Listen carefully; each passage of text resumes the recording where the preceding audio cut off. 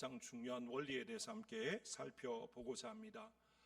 아무리 어려운 수학 문제라고 할지라도 원리를 안다면 해답의 실마리를 찾을 수가 있습니다. 마찬가지로 우리의 삶도 그렇습니다. 삶의 중요한 원리를 깨닫고 굳게 붙잡기만 하면 인생에 어떤 파도가 몰려와도 두렵지 않고요, 또 그 삶을 능히 헤쳐나갈 수 있다라는 것입니다. 그렇다면 이 원리를 어디에서 발견할 수 있고 어떻게 깨달을 수 있는가라는 거죠. 세상 사람들은 그걸 찾기 위해서 이런저런 경험을 하고 책을 뒤지고 또 많은 또 배움을 또 이루어가는 것을 볼 수 있는데, 이 유일한 진리, 우리의 삶의 가장 중요한 원리는 다른 데 있는 것이 아니라 기록되어진 하나님의 말씀, 성경 가운데 있다라는 것을 우리가 기억했으면 좋겠습니다. 오늘 본문은 인생의 원리를 알려주는 아주 은혜로운 말씀이다라고 말할 수 있습니다. 오늘 말씀을 통해서 우리의 삶의 핵심적이고 근본적인 원리를 다시 한 번 더 우리의 마음에 새기고, 그래서 그 원리를 따라서 살아가서 정말로 어떤 풍랑을 만나도 어떤 상황에 처해도 정말로 하나님의 백성답게 하나님의 자녀로서 믿음으로 승리해 나가시는 우리 모든 성도님들 되시기를 주님의 이름으로 축복합니다. 먼저 하나님께서 지금 이스라엘에게 하나님 자신을 어떤 분이라고 말씀하고 있는지 돌아보려고 합니다. 그리고 그 하나님께서 이스라엘에게 무엇을 명령하는지 먼저 한번 살펴보겠습니다. 1절 말씀을 우리 한번 같이 읽겠습니다. 1절입니다. 시작. 야곱아, 너를 창조하신 여호와께서 지금 말씀하시느니라. 이스라엘아, 너를 지으신 이가 말씀하시느니라. 너는 두려워하지 말라. 내가 너를 구속하였고 내가 너를 지명하여 불렀나니 너는 내 것이라. 아멘. 지금 여기서 야곱아, 너를 창조하신 여호와께서 지금 말씀하시느니라, 그리고 이스라엘아, 너를 지으신 이가 말씀하시느니라, 이 말은 거의 같은 말입니다. 이렇게 반복해서 말씀하시는 이유는 그 표현 자체에 담긴 이 내용과 또 그 다음에 하실 말씀이 그만큼 중요하다라는 것을 우리에게 보여주고 있습니다. 지금 하나님은 이스라엘을 향해서 너를 창조하신 여호와, 너를 지으신 이다, 이렇게 자신을 소개하고 있습니다. 이 두 표현에 담겨진 의미는 온 세상을 창조하신 여호와 하나님이 동시에 이스라엘로 대표되어지는 자기 백성 또한 창조하셨고 지으신 분이다라는 것을 지금 말하고 있는 것입니다. 뿐만 아니라 내가 너를 구속하였고 내가 너를 지명하여 불렀나니 너는 내 것이라, 이렇게 말씀도 하고 있는데요, 내가 너를 구속하였고 라는 이 표현은 하나님이 이스라엘을 구원하셨다라는 뜻이지 않습니까? 내가 너를 지명하여 불렀나니 너는 내 것이라, 그렇게 말씀하시는 것은 창조주 하나님이 이스라엘을 지명하여 불러서 구원하신 구원자 되신다라는 것을 우리에게 보여주고 있습니다. 그리고 하나님은 야곱에게 또 이스라엘에게 너는 내 것이다, 그렇게 말씀을 하고 있습니다. 이스라엘을 창조하셨고 구원하셨기 때문에 당연히 이스라엘은 하나님의 소유가 된다라는 것입니다. 내가 뭔가 노력해서 내가 뭔가 따듬고 이래서 만들면 그것은 나의 소유가 되어지는 것 아닙니까? 하나님이 지금 그렇게 말합니다. 이스라엘은 내가 만들었다, 내가 지었다, 그렇기 때문에 그것은 내 것이다, 그렇게 지금 말씀을 하고 있습니다. 그리고 하나님은 이 이스라엘을 향해서 뭐라고 말씀하시냐면 너는 두려워하지 말라, 그렇게 지금 말하고 있습니다. 그냥 어떤 사람이 지나가는 말로 두려워하지 마십시오, 염려하지 마십시오, 그렇게 말하면 별 의미가 없습니다. 하지만 온 천지 만물을 지으신 하나님께서, 그리고 이스라엘의 주인 되시는 그 하나님, 그래서 우리의 생사화복을 주장하시고 우주 만물을 지금도 다스리는 그 하나님께서 너는 내 거야 라고 이야기하면서 너는 두려워하지 말라 라고 말씀하시면 그 말씀은 굉장한 힘이 있는 것이죠. 그 말은 무슨 말입니까? 내가 너를 책임지겠다, 내가 너를 지켜주겠다, 그 의미를 포함하고 있기 때문에 그것은 엄청난 힘이 있는 것입니다. 가끔씩 보면요, 자녀가 부모에게, 어린 자녀가 엄마 내가 있잖아, 또는 아빠 내가 있잖아, 이제 힘내세요, 이렇게 말을 해도 그 말에 굉장한 또 힘이 되고, 또 아이가 부모를 지켜주는 것도 아닌데도 그 한마디에 또 이렇게 또 기분이 풀려지고 이렇게 하는데 이건 단순한 기분 문제가 아닌 것입니다. 하나님은 그냥 우리 기분 좀 좋으라고, 우리 마음 조금 좋으라고 그렇게 말하는 게 아니라 진짜 우리를 책임져 주시고 우리를 지켜 주시겠다, 그 권능으로, 그 모든 것으로 우리를 그렇게 하시겠다, 그렇게 말씀하시는 거죠. 그렇기 때문에 하나님의 이 한마디 말은 굉장한 힘이 있고 역사가 되어진다라는 사실을 믿으시기 바랍니다. 정말로 역사적으로 보아도 하나님은 이스라엘의 구원자가 되셨습니다. 애굽에서 종살이하던 그들을 건져내신 구원자이시고요, 또 우리 온 인류가 죄와 허물로 죽었고 죄의 종노릇 할 때 예수 그리스도를 보내셔서 우리를 건져주셨습니다. 우리에게 새 생명을 주시고 그래서 우리를 구원해 주셨습니다. 창조의 때에 하나님의 형상대로 우리를 지으신 것은 너무나 분명한 사실이고, 그래서 죄로 인해서 타락함으로 하나님의 형상을 잃어버렸던 그런 우리에게 다시 한번 예수 그리스도로 말미암아 회복하게 하시고 우리를 다시 한번 자녀 삼아 주시고, 하나님과 원수되었던 우리로 이제는 하나님과 화목하게 하시고, 이제는 더 이상 종이 아니라 하나님을 아바 아버지라 부를 수 있는 자녀가 되게 하신 것, 이 모든 것 가운데 하나님이 지금 뭐라고 하시냐면 너는 내 것이라, 내가 너와 함께 하겠다라고 이야기하면서 너는 두려워하지 말라, 그렇게 지금 말씀을 하고 있습니다. 하나님의 소유가 된다는 것은 굉장한 의미가 있는 것 아니겠습니까? 옛날에 판문점에서 도끼 만행 사건이 있어서 미국 군인이 몇 사람 죽었습니다. 그때에 미국이 북한을 향해서 선전 보고를 했습니다. 자국민을 북한 이제 군인이 죽였으니까 미국이 그때 뭐라고 엄포를 놓았냐면, 우리나라 국민 한 사람을 너네 북한 사람 5,000명으로 내가 대신 갚아주겠다, 그러면서 오키나와에 있던 미군 태평양 함대를 동해로 다 이제 출정을 시켜버렸습니다.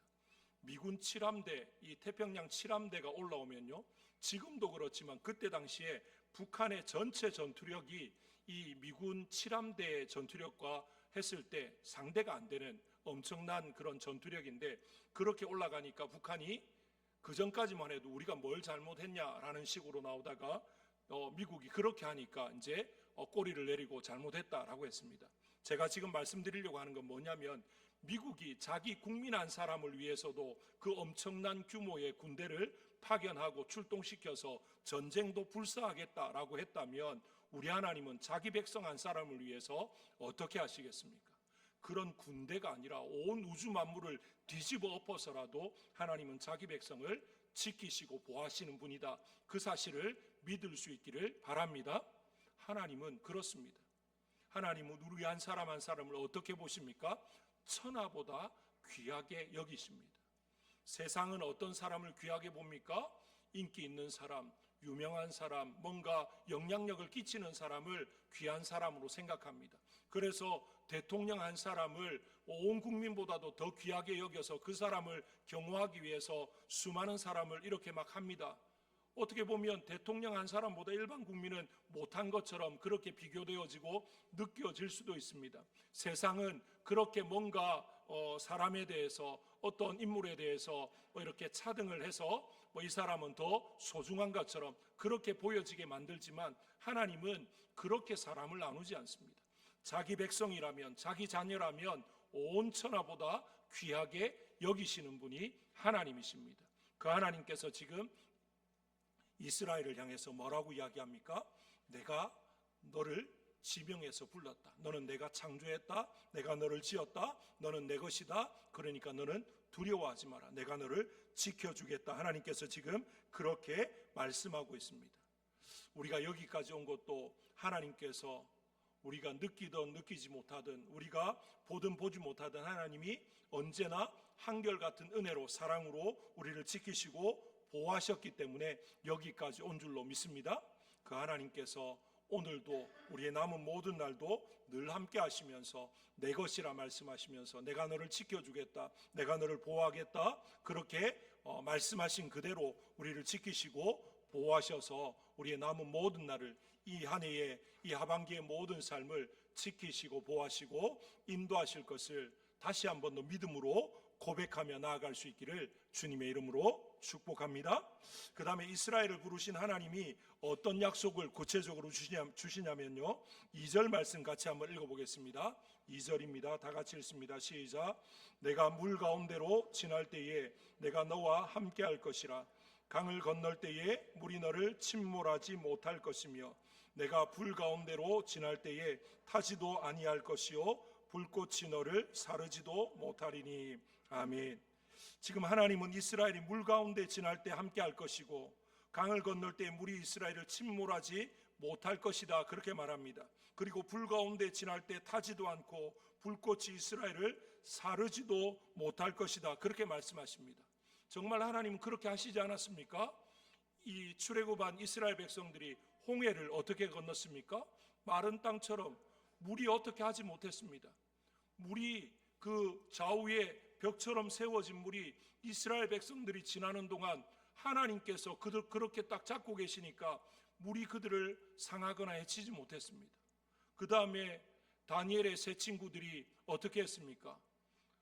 신상에 절하지 않는다고 불뭇불 가운데 던져졌을 때 머리털 하나도 꺼올러지거나 그렇게 되지 않았습니다. 아무 불꽃도 뭐도 그들을 상하게 할 수 없었습니다. 정말 하나님은 그냥 빈말로 하신 것이 아니라 그들에게 진짜 그렇게 행해 주셨습니다. 하나님은 지켜주신 하나님, 그 말씀하신 바대로 이루시는 하나님, 그 하나님이 바로 어떤 하나님입니까? 여호와 하나님입니다. 여호와라는 이름 뜻이 말씀하신 것을 그대로 이루시는 분이라는 의미를 담고 있는 이름입니다. 우리 하나님이 말씀하셨다면 그대로 되어지는 거죠. 그 하나님께서 이스라엘 향해서 뭐라고 이야기합니까? 물 가운데로 강을 건널 때에도 또 불 가운데 지날 때에도 강이 물이 너를 어떻게 하지 못하고 불이 너를 사르지 못하고 불꽃도 너를 어떻게 해치지 못한다. 하나님이 모든 상황 가운데 물과 불 가운데, 다시 말하면 우리가 이 땅에서 만날 수 있는 모든 어려운 가운데 하나님이 어떻게 하시겠다는 겁니까? 지켜주시겠다, 막아주시겠다, 그렇게 이야기합니다. 하나님이 지켜주시면 그 지켜주심이 가장 완벽한 줄로 믿습니다. 세상의 많은 것들을 통해서 사람은 자기를 보호하려고 합니다. 돈 있는 사람은 어떤 경호업체나 경비업체나 뭐 이런 여러 가지 돈을 들여서 이렇게 자기를 지키려고 하지만 그것도 완전하지 않지 않습니까? 요즘 시대가 그러다 보니까 최첨단 어떤 장비들을 동원해서 해도요, 그걸 또 뚫고 들어와서 또 해치는 경우들이 있습니다. 사람이 지키는 것, 사람은 연약합니다. 피곤하면 좀 쉬어야 되고 자야 되고, 사람은요 24시간 늘 한결같이 어떻게 지키고 안 됩니다. 하지만 우리 하나님은 어떤 분입니까? 시편 말씀에도 그렇게 말합니다. 우리를 지키시는 하나님은 졸지도 주무시지도 않고 우리를 지키신다라고 이야기합니다. 그래서 그 하나님이 낮에 해도 밤에 달도 우리를 해하거나 상하지 않도록 지켜주신다라고 말씀하고 있지 않습니까? 이 하나님의 약속의 말씀을 분명히 붙드시는 저와 여러분 되시기를 바랍니다. 그 하나님께서 지금 약속하신 이 약속은 단지 이스라엘만을 향한 약속이 아니라 하나님의 백성인 우리를 향한 약속의 말씀인 줄로 믿습니다. 정말 우리의 삶의 현장에서 우리가 어떤 어려움을 만날지 우리는 알지 못합니다. 하지만 하나님은 다 아시고 하나님께는 다 방법이 있습니다. 우리는 정말 위기 상황에 처했을 때 때로는 어쩌지 이제 나는 꼼짝없이 죽게 되었구나 라는 생각이 들 때도 있지만 하나님께는 다 길이 있는 거죠. 하나님께 능치 못함이 없다라는 사실을 기억하시고 길이요 진리요 생명이신 예수 그리스도 앞에 나아가서 우리의 모든 상황을 돌파하게 하시고 뛰어넘게 하시고 극복하게 하시는 그 하나님의 능력을 경험하고 나아가시는 저와 여러분 되시기를 주님의 이름으로 축복합니다. 시대가 변하면 변할수록 어떻게 보면 옛날에는 몰라서 그게 얼마나 위험한지 모르기 때문에 그냥 넘어갔던 것들이 있다면 이제는 너무 많은 걸 알다 보니까 우리 주변에 더 많은 위험들이 있구나 하는 것을 알게 되지 않습니까? 우리의 삶의 현장을 보면요, 한시도 안전을 보장받을 수 있는 순간이 없습니다. 언제 어떤 일이 벌어질지 아무도 알지 못합니다. 지난 한 주간 굉장히 더웠는데 뉴스를 보니까 공사 현장에서 또는 택배 기사가 여러 죽었다라는 그런 보도를 듣게 되어집니다. 우리 인생은 정말 연약합니다. 조금 덥기만 해도 사람이 죽습니다. 또 되게 추워도 죽습니다. 조금만 힘들어도 죽고요. 하여튼 이유가 없습니다. 그냥 죽을만 해서 죽는 게 아니고요. 생각지도 못했던 그런 상황 가운데 죽음을 경험하는 그런 경우들이 얼마나 많은지 모릅니다. 무슨 말입니까? 우리 인생은 그만큼 연약하다라는 것입니다. 누구도 자신의 생명을, 자신의 내일을, 아니 지금 이 순간 다음 시간을 보장할 수 있는, 장담할 수 있는 사람은 이 땅 가운데 아무도 없다라는 사실입니다. 여기 계신 분 중에 내일 나는 건강하게 멀쩡히 아침에 새날을 맞이할 거다 장담하실 수 있는 분이 있습니까? 아무도 없습니다. 밤새 하나님이 불러가시면 우리는 그냥 하나님 앞에 설 수밖에 없는 그런 존재입니다. 우리의 생사화복은 주의 손에 달려 있습니다. 그렇기 때문에 우리는 어떻게 고백합니까? 우리가 즐겨 부르고 잘 아는 찬송가 305장 나 같은 죄인 살리신 3절에 보시면 이렇게 말합니다. 이제껏 내가 산 것도 주님의 은혜라 또 나를 장차 본향에 인도해 주시리라고 그렇게 고백을 합니다. 원래 이게 영어 찬양인데요. 영어의 이제 내용을 번역해 보면 이런 말입니다. 수많은 위험, 고생, 유혹을 지나 나는 결국 여기까지 왔습니다. 지금까지 나를 안전하게 이끌었던 것은 은혜였습니다. 그리고 그 은혜가 나를 본향까지 인도할 것입니다. 여기서 말한 은혜가 누구의 은혜입니까? 하나님의 은혜입니다. 하나님의 은혜를 빼버리면 우리는 아무것도 장담할 수 없습니다. 아무것도 말할 수 없는 게 우리입니다. 하나님의 은혜가 저와 여러분을 여기까지 인도해 오신 줄로 믿습니다. 그 하나님의 은혜를 사모하고 은혜 가운데 거하고 은혜 가운데 장차 우리를 하나님 앞에 서게 하실 것을 또 한번 기대하고 확신하며 나아가시는 저와 여러분 되시기를 주님의 이름으로 축복합니다. 그러면서 하나님께서 다시 한 번 더 하나님이 어떤 분이신지 이스라엘을 향해서 말씀하십니다.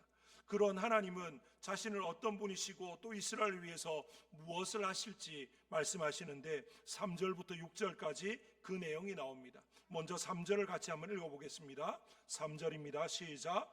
대저 나는 여호와 내 하나님이요 이스라엘의 거룩한 이요 내 구원자임이라. 내가 애굽을 너의 속량물로 구스와 스바를 너를 대신하여 주었노라. 아멘. 지금 하나님께서 죄로 인해서 이스라엘을 심판하실 수밖에 없었지만 그래도 하나님은 변함없이 이스라엘의 하나님이고 이스라엘의 구원자다라고 말씀을 하고 있습니다. 이스라엘의 구원자이시기 때문에 또 이스라엘을 구원하시기 위해서 이스라엘을 다시 이제 회복시키시는데 어떻게 하시느냐? 이제 바벨론의 포로가 된 그들을 또 열방에 흩어졌던 그들을 다시 회복시키시고 부르시는데 하나님이 그렇게 하기 위해서 어떻게 하시느냐? 애굽과 구스와 스바를 속량물로 내어주었다. 다시 말하면 애굽과 구스와 스바는요 이스라엘보다 더 영향력이 있는 나라입니다. 세계 역사로 볼 때 여러 가지 국력이나 인구나 경제력으로 볼 때 이스라엘보다 훨씬 막강한 나라였습니다. 하지만 하나님께서 이스라엘을 택하기 위해서 그런 나라를 내어주셨다는 겁니다. 이스라엘을 다시 회복시키시고 그들을 이제 구원하시기 위해서 그 값으로 이스라엘보다 더 나은 나라들을 하나님이 대가로 지불하셨다라고 이야기합니다. 무슨 말입니까? 죄와 허물로 죽었던 우리는 아무런 가치도 없는 자들입니다. 그런 우리를 위해서 하나님이 어떤 대가를 지불하셨습니까? 하나님이신 독생자 예수 그리스도를 우리를 대신해서 십자가에 죽게 하셨습니다. 하나님과 우리는 비교가 불가하지 않습니까? 어떻게 하나님이 우리를 위해서 죽을 수 있습니까? 그럴 가치가 있는 존재입니까? 아닙니다. 우리는 그럴 가치가 없습니다. 그런데 하나님이 우리를 사랑하시기 때문에 우리가 뭔가 가능성이 있고 가치가 있어서 뭔가 대단해서가 아니고요. 그냥 단순히 하나님이 우리를 사랑하셨기 때문에 우리를 위해서 그렇게 하시겠다고 약속하셨기 때문에 하나님이 그렇게 대가를 지불하고 우리를 구원하셨다라는 거죠. 이스라엘을 구원하신 것도 동일한 것입니다. 하나님께서 이스라엘을 택하시고 이스라엘을 들어서 또 역사하시는 이유는 신명기 말씀에도 그렇게 말하지 않습니까? 이스라엘은 주변 다른 나라보다 인구도 적습니다. 땅덩어리도 적습니다. 어떤 경쟁력으로 볼 때 다 못합니다. 하지만 하나님께서 이스라엘을 택하신 이유는 하나님이 그들을 사랑하시기 때문에, 그리고 그들 조상 때부터 하나님이 약속하신 그 약속의 말씀을 지키기 위해서 그렇게 하셨다라고 말하지 않습니까? 동일합니다. 지금 야곱으로 불려지는 이스라엘을 하나님이 사랑하시고 그들을 구원하시고 구속하시고 그들을 향해서 내 것이라 말씀하시는 이유는 이스라엘이 아니면 안 되는 어떤 특별한 이유가 있는 게 아닙니다. 하나님의 사랑입니다. 하나님의 은혜입니다. 하나님이 그렇게 지명해서 불렀기 때문입니다. 전적인 하나님의 선택이다라는 사실을 기억하시길 바랍니다. 하나님의 선택이 우리에게 임했기 때문에 우리는 감사할 뿐인 것입니다. 이건 누구도 하나님 왜 나는 선택하고 저 사람은 선택하지 않았습니까? 또는 하나님 저 사람은 선택했는데 왜 나는 선택하지 않았습니까? 따질 수 있는 권한이 우리에게는 없습니다. 전적인 창조주의 권한입니다. 하나님의 주권적인 선택이다라는 거죠. 그래서 하나님이 뭘 예로 들어서 이야기합니까? 토기장이를 예를 들어서 이야기합니다. 그릇이 어떤 그 진흙이 왜 나는 질그릇을 만들고 저거는 왜 좋은 그릇 만듭니까? 따질 수 없다는 거죠. 토기장이가 만들고 싶은 대로 진흙을 가지고 만드는 겁니다. 좋은 그릇을 만들면 좋은 그릇이 되는 거고, 그냥 질그릇 만들면 질그릇이 되는 거고, 뭐 그렇게 되는 거죠. 누구의 마음이라는 겁니까? 토기장이의 마음입니다.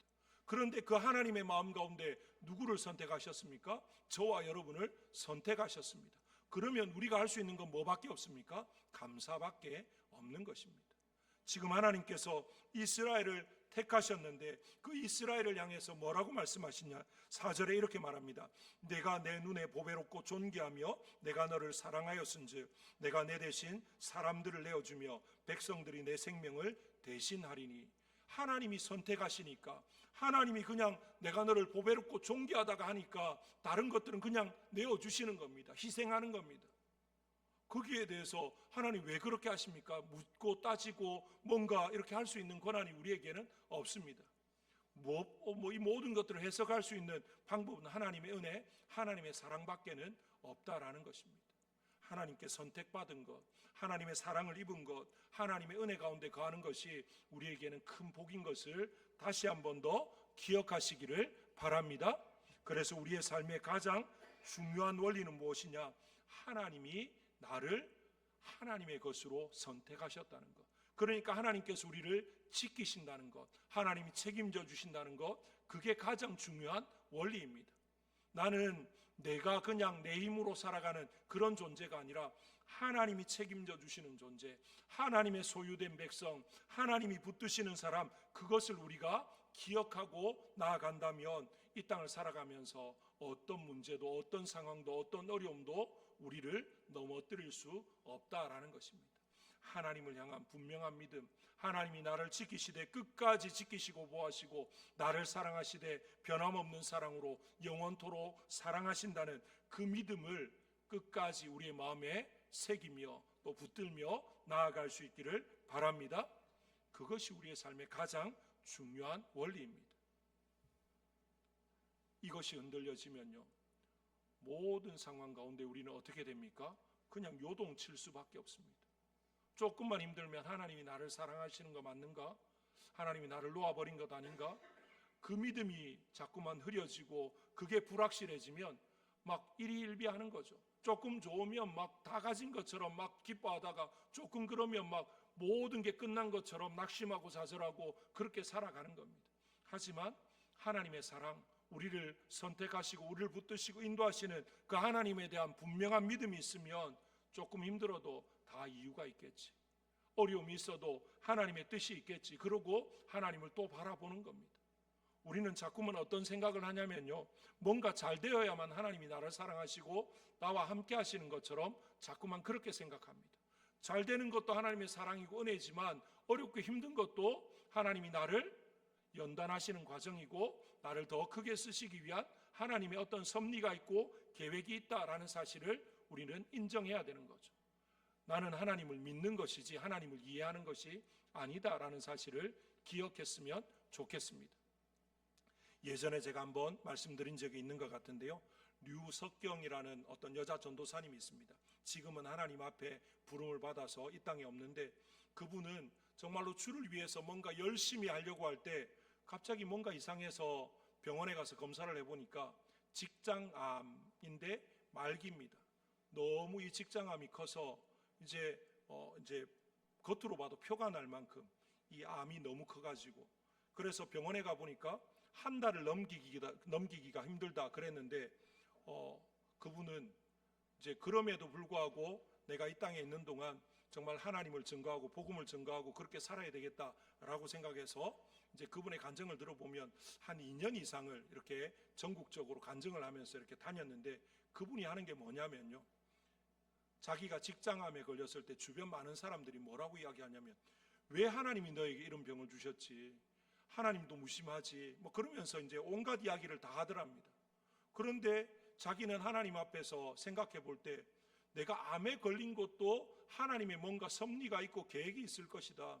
내가 암에 걸린 게 뭔가 저주받아서, 뭔가 하나님이 나를 사랑하지 않아서 그래서 암에 걸린 게 아니라, 하나님의 계획이 있고 섭리가 있고 여전히 하나님은 신실하시고 나에게 좋으신 하나님, 그러면서 다니는 데마다 내가 병고침을 받지 못했지만 하나님은 좋은 하나님입니다. 하나님은 살아계십니다. 하나님은 신실하십니다. 그렇게 간증을 하고 다녔다는 거죠. 사람들은요, 어떤 사람을 간증 집회에 초청하냐면 병 나은 사람, 어떤 문제가 해결되어진 사람을 초청해서 하나님을 믿었더니만, 하나님께 기도했더니만 하나님이 고쳐주셨습니다, 해결해 주셨습니다, 그런 사람을 간증자로 부른다는 거죠. 그런데 그분은 뭐라고 이야기하냐면, 나는 여전히 병에 걸려 있습니다. 얼마 살지 못합니다. 하지만 내가 믿는 하나님은 선하신 하나님입니다. 좋으신 하나님입니다. 나는 그 하나님을 증거합니다. 그러면서 간증 집회를 하더라는 거죠. 제가 그 간증을 유튜브를 통해서 들으면서 정말 제 신앙이 부끄러웠고요, 정말 하나님 앞에서 다시 한 번 더 제 신앙을 돌아보는 시간들이 되었습니다. 여러분들도 기회가 되시면 유튜브에 류석경 전도사라고 한번 쳐보십시오. 그분이 정말로 환자인데 전혀 환자 같지 않습니다. 그 말에 너무 힘이 있고 너무나 확신에 찬 말로, 하나님은 선하시고 하나님은 살아계시고 하나님은 나에게 여전히 좋으신 하나님입니다 라고 고백합니다. 그분이 뭐라고 하냐면, 나는 하나님을 믿습니다. 하나님을 이해하는 게 아니라, 정말 인간의 머리로는 왜 나에게 이런 병을 주셨을까 이해되지 않지만, 나는 하나님을 믿기 때문에 그 믿는 그 하나님, 좋으신 하나님, 선하신 하나님, 그 하나님을 나는 간증한다고, 고백한다고 그렇게 말합니다. 그렇습니다. 우리가 만나는 상황 가운데 이해되어지지 않는 상황도 얼마든지 있을 수 있습니다. 하지만 우리의 입술의 고백은, 우리의 삶의 고백은, 하나님은 선하십니다. 나를 향해서 너는 내 것이라 부르신 하나님, 두려워하지 말라. 네가 물 가운데로 강을 지나고 또 불 가운데 있을 때 어떨 때든지 물도 불도 어떤 것도 너를 해치거나 상하지 못하게 하겠다 말씀하신 그 하나님은 여전히 살아계신 하나님, 나와 함께 하신 하나님, 나를 지키시고 보호하신 하나님, 그 하나님인 것을 우리는 고백해야 되는 것이죠. 하나님이 지켜주신다고 했으니까 우리는 그걸 믿는 것입니다. 그 믿음이 있으니까, 하나님을 온전히 믿으니까 정말로 불가능한 상황에서도 감사할 수 있는 겁니다. 지난 주간에 우리가 둘러보았던 그런 유적지 가운데서 손양원 목사님, 그 애양원에 갔을 때 손양원 목사님이 첫째 아들과 둘째 아들이 여순 반란 사건 때 그렇게 순교하지 않습니까? 그때에 어떤 마음이었겠습니까? 정말로 자식을 앞세우면 평생 가슴에 묻고 그렇게 살아간다고 하는데, 손양원 목사님의 그 감사에 보면 미국보다 더 좋은 천국 갔으니까 감사하다라고 말하지 않습니까? 이게 진짜 어떤 정상적인 부모가 할 수 있는 감사입니까? 그런데 하나님에 대한 분명한 믿음이 있고, 하나님은 선하시고 그리고 천국이 분명히 있는 걸 알고, 그렇기 때문에 그런 감사를 할 수 있는 것 아닙니까? 저와 여러분의 삶에도 그런 하나님을 향한 분명한 믿음, 우리의 삶의 가장 중요한 원리는, 하나님은 살아계시고 그 살아계신 하나님이 우리를 향해서 너는 내 것이다, 내가 너를 책임져 주겠다, 너는 두려워하지 마라, 네가 물 가운데로 또는 불 가운데 어느 상황에 있든지 내가 너를 지켜주겠다 하신 그 말씀이 우리의 삶의 가장 중요한 원리다라는 사실을 다시 한 번 더 마음에 새기시기를 주님의 이름으로 축복합니다. 그 하나님과 믿고 그 하나님을 믿고 그 하나님과 동행함으로 이 한 해의 남은 기간도 우리의 남은 모든 삶도 하나님과 동행함으로 하나님 주시는 은혜를 또 놀라운 복들을 또 위로와 평강들을 풍성히 받아 누리시는 우리 모든 성도님들 되시기를 주님의 이름으로 축복합니다. 우리 시간 합심해서 한번 기도하겠습니다. 기도하실 때 하나님